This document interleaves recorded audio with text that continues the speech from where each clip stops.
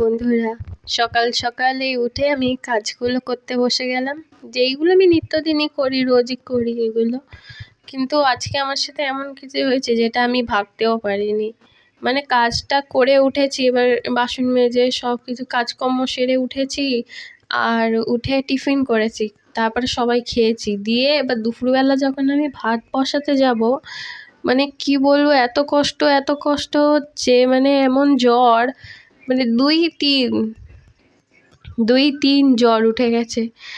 আর সত্যি বলতে আমার প্রচণ্ড কষ্ট হচ্ছিল, কিন্তু এই যে আমি যে কাজটা করছি, মানে এখন আমি বুঝতে পারিনি যে এরকম কিছু হবে বলে।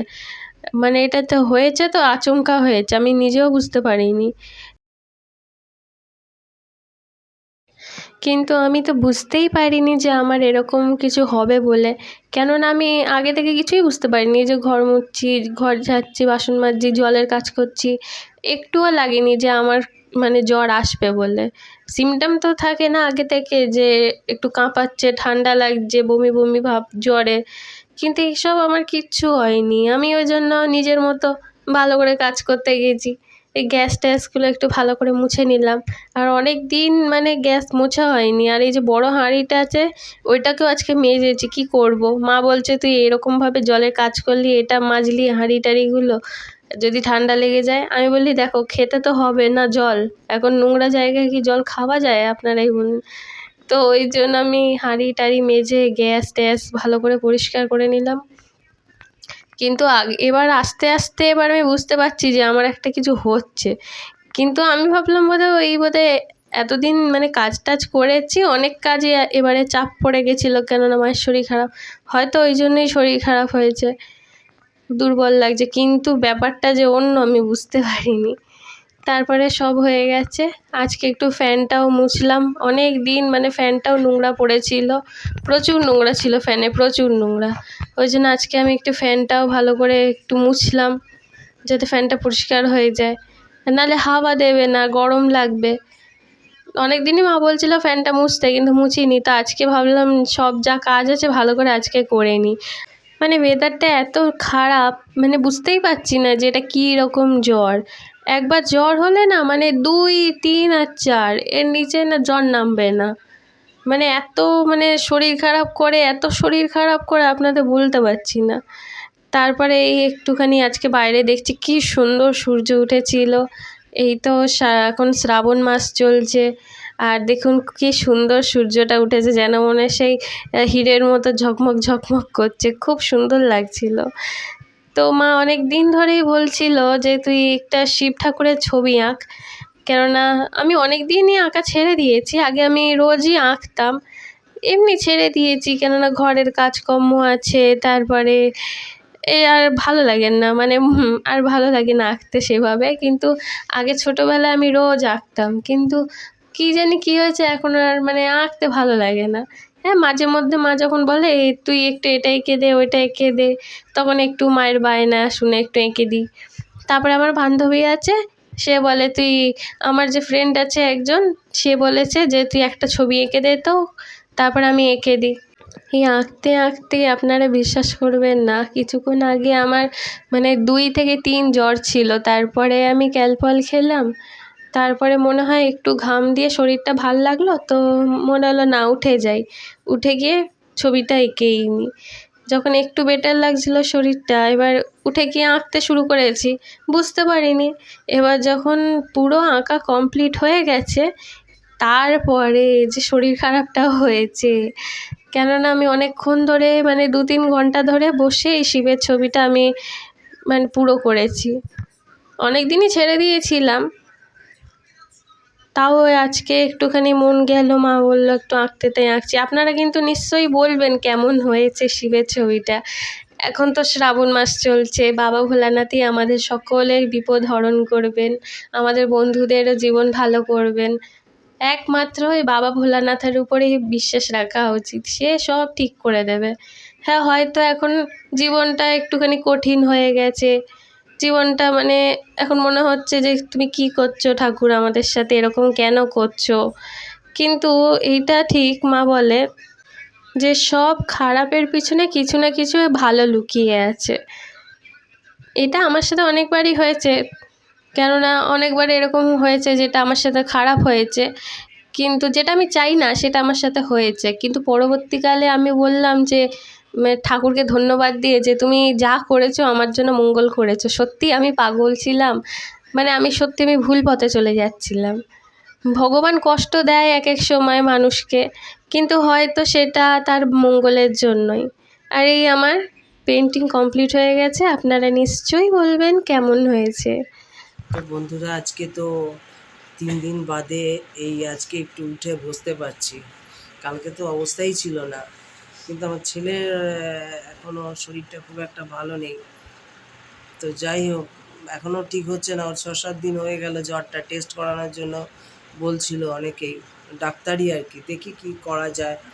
হ্যাঁ, তা যাই হোক, আজকে আমি তো পুরো বিছানায়, আজকে পুরো কাজটা এখন আমার পুরো মেয়ের উপরে গিয়ে পড়েছে। এই ঠান্ডায় জল ঘেঁটে ঘেঁটে হ্যাঁ, ও কী অবস্থা, ওরও জ্বর এসে গেছে, খুবই শরীর খারাপ ঠান্ডায়। একবার দিয়েছিলাম ট্যাবলেট, আবার ওই জ্বর আসছে। তার মধ্যেই ও শিবের একটা, যেহেতু শ্রাবণ মাস সোমবার, তা আজকে একটা শিবের ছবি এঁকেছে। ও পেন্টিংয়ের ছোটোবেলা থেকেই সব পেন্টিং পারে, তারপরে গানও পারে, আবৃত্তি করতে পারে, সবই পারে। কিন্তু ওই চলছে চলছে। তা বন্ধুরা, আপনাদের কেমন লাগবে শিবের ছবিটা? নিজের হাতে করেছে। এই জ্বর শরীর খারাপ নিয়ে বসে বসে বসে বসে করেছে। জ্বরটা বোধহয় আবার এখন আসছে। যাই হোক, আপনারা নিশ্চয়ই অবশ্যইভাবে ওকে একটু পাশে থেকে একটু ইয়ে করবেন, মানে চেয়ার আপ করবেন। কমেন্টে নিশ্চয়ই বলবেন যে কেমন হলো ছবিটা আঁকা। আর আমি তো চাইছিলাম ও একটা ভবিষ্যতে ভালো পেন্টিং করুক, পেন্টার হোক। কিন্তু ওই তো বললাম যে আমাদের পরিস্থিতি মানে খুবই খারাপ, খুবই খারাপ। আমার এই ঘরটা বিশেষ করে ড্যাম্প না, আপনাদের যদি দেওয়াল দেখাতে পারতাম।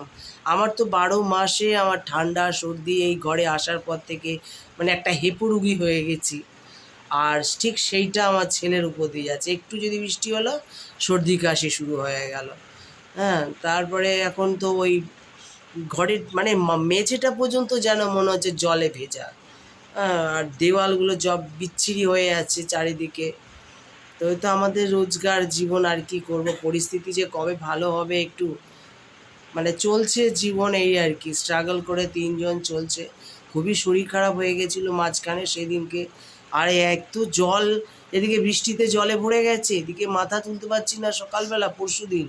আর মনে হচ্ছে কাকে ডাকি একটুখানি, অন্তত আমাদের সামনেই আছে 5 মিনিটের রাস্তা পৌরসভা, যে কাকে বলবো একটু আমাদের হসপিটালে গিয়ে দিয়ে আসতে। মানে এইরকম করুণ অবস্থা, দুটো বাচ্চা নিয়ে মানে পড়ে আছি। মা তো অসুস্থ, ভাই তো নেই, সে মামার বাড়ি চলে গেছে। ও পাগল, ও থাকা না থাকা একই ব্যাপার। মাও তো বয়স্ক মানুষ, 80 বছর বয়স।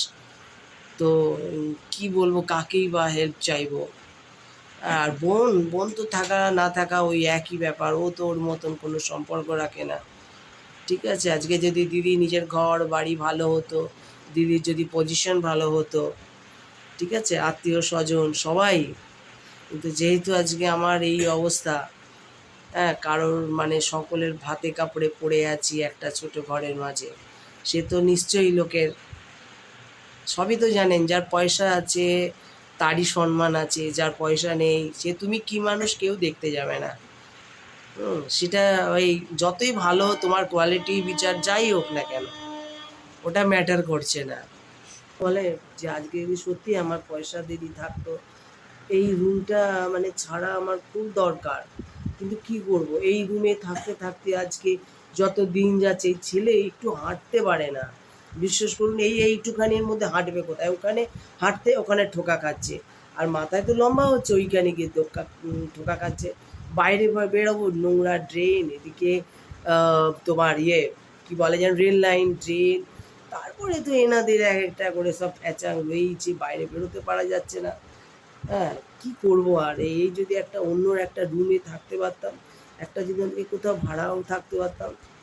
সবই তো আর্থিক অবস্থা, যা আমার শ্বশুরবাড়ি থেকে আসে মানে নুন আনতে পান্তা পুরো, সোজা কথা, চলে যায় কোনো রকম।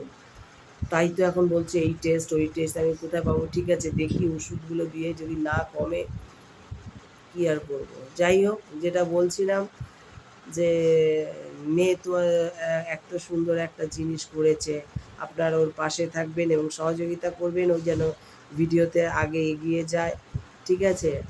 আর একটা গিটারও আছে, কিছুদিন গিটারটাও শিখেছিল, ওই পিছনে গিটারটা রাখা রয়েছে।